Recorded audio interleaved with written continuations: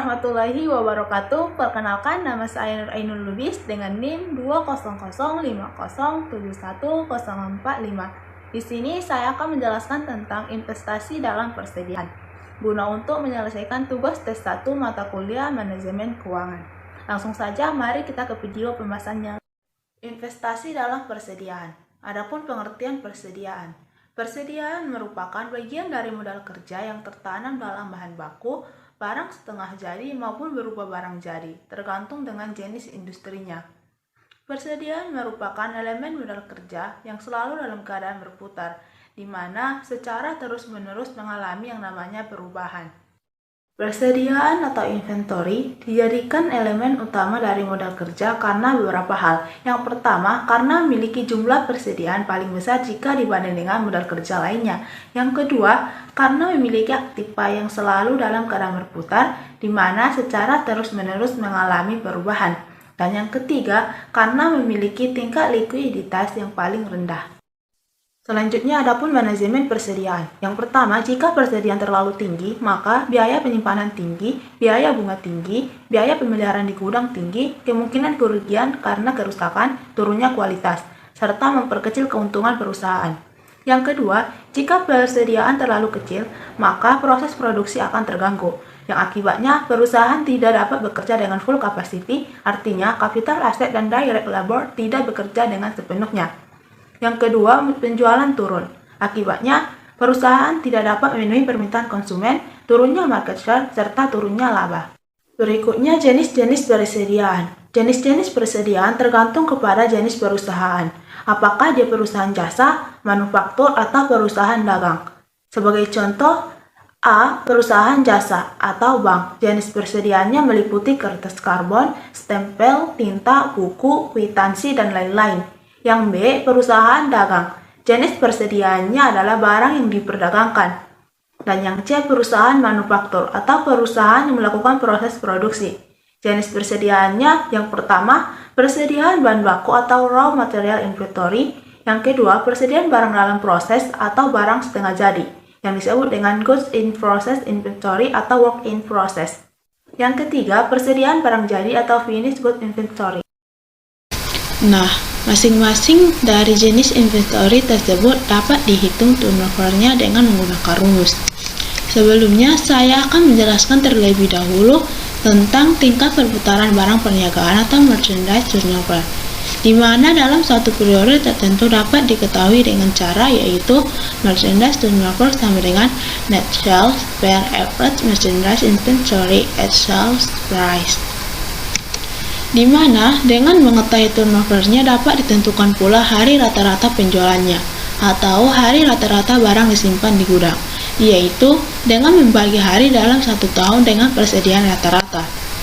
Untuk perhitungan yang teliti sering digunakan perhitungan satu tahun sama dengan 365 hari, tetapi banyak juga yang hanya memperhitungkan hari kerjanya, yang ditentukan dengan satu tahun sama dengan 300 hari kerja. Untuk pembicaraan kali ini, saya akan menggunakan perhitungan satu tahun sama dengan 360 hari. Sebagai contoh, diketahui di mana persediaan barang pada tanggal 1 sama dengan 20.000, pembelian selama satu tahun sama dengan 380.000 tertotal menjadi 400.000, ditambah dengan persediaan barang pada tanggal 31 yaitu 40.000, sehingga dapat harga pokok penjualan yaitu sebesar 360.000. Nah, dari data tersebut dapat dihitung turnover-nya yaitu sebagai berikut. Average merchandise inventory sama dengan 20.000 ditambah 40.000 per 2 sama dengan 30. Merchandise turnover sama dengan 360.000 per 30.000 sama dengan 12 kali, di mana hari rata-rata penjualan atau hari rata-rata barang disimpan di gudang sama dengan 360 hari per 12 sama dengan 30 hari. Hari rata-rata penjualan dapat pula dihitung dengan menggunakan rumus sebagai berikut. 360 dikali average inventory per cost of goods sold sama dengan 360 dikali 30.000 per 360 hari sama dengan 30 hari. Selanjutnya, saya akan menjelaskan rumus yang digunakan dalam menghitung turnover dari masing-masing tiga jenis persediaan yang sudah saya jelaskan tadi. Yang pertama, persediaan bahan baku.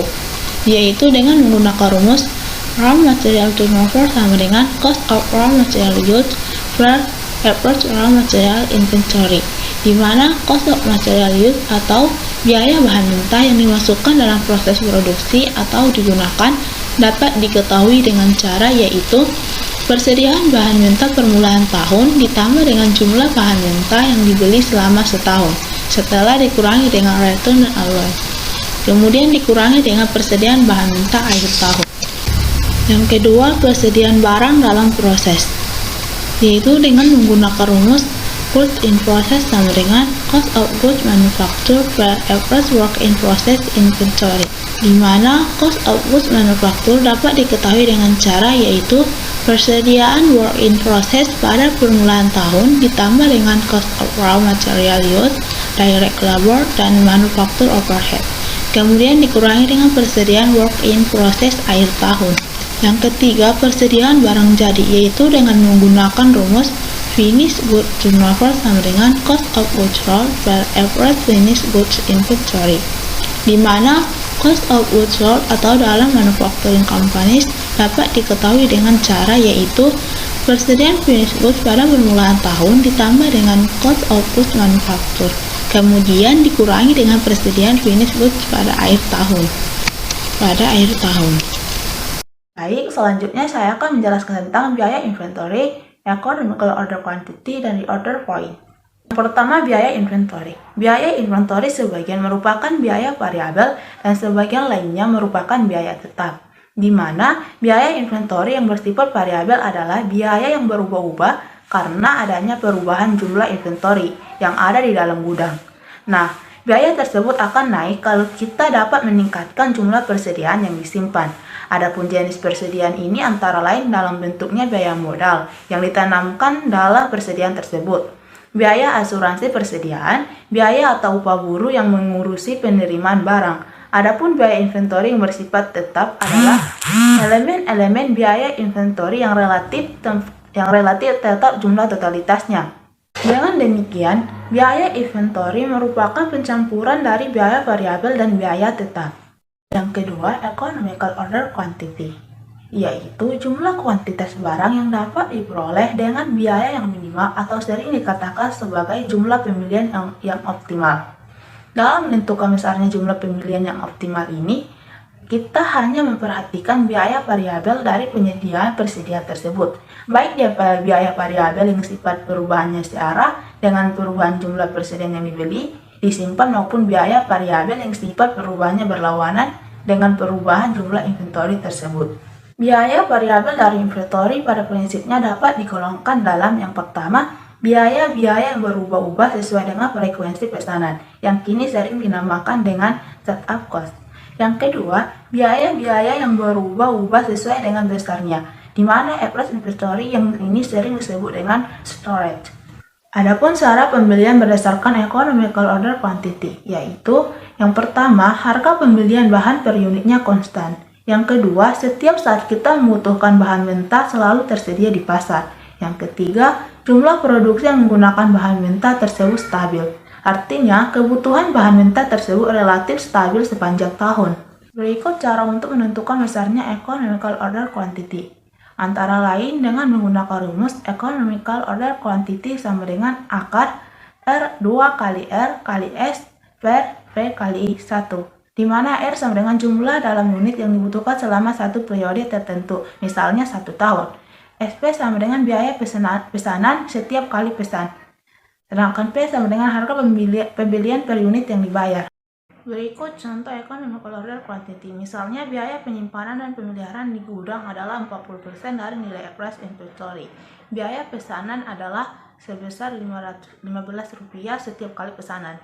Jumlah material yang dibutuhkan selama setahun sebanyak 1.200 unit dengan harga Rp1 per unitnya. Maka dapat ditentukan dengan menggunakan rumus economical order quantity, yaitu economical order quantity sama dengan akar 2 kali 1.200 kali 5 per 1 kali 0,40 sama dengan akar 36.000 per 40 dibagi 100 sama dengan akar 90.000. di mana hasilnya sama dengan 300 unit. Yang ketiga, reorder point. Reorder point ialah saat atau titik di mana harus diadakan pesanan lagi sedemikian rupa, sehingga kedatangan atau penerimaan material yang dipesan itu adalah tepat pada waktu di mana persediaan di atas safety stock sama dengan 0. Dengan demikian, diharapkan datangnya material yang dipesan itu tidak akan melewati waktu sehingga akan melanggar safety stock.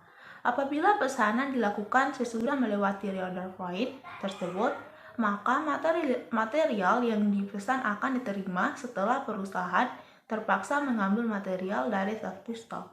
Nah, dalam penentuan atau penetapan reorder point, haruslah kita memperhatikan beberapa faktor, yaitu yang pertama, penggunaan material selama tenggang waktu mendapatkan barang. Yang kedua, besarnya safety stock. Adapun cara menetapkan reorder point, di mana reorder point dapat ditetapkan dengan berbagai cara, antara lain dengan 1. Menetapkan jumlah penggunaan selama lead time dan ditambah dengan persentase tertentu.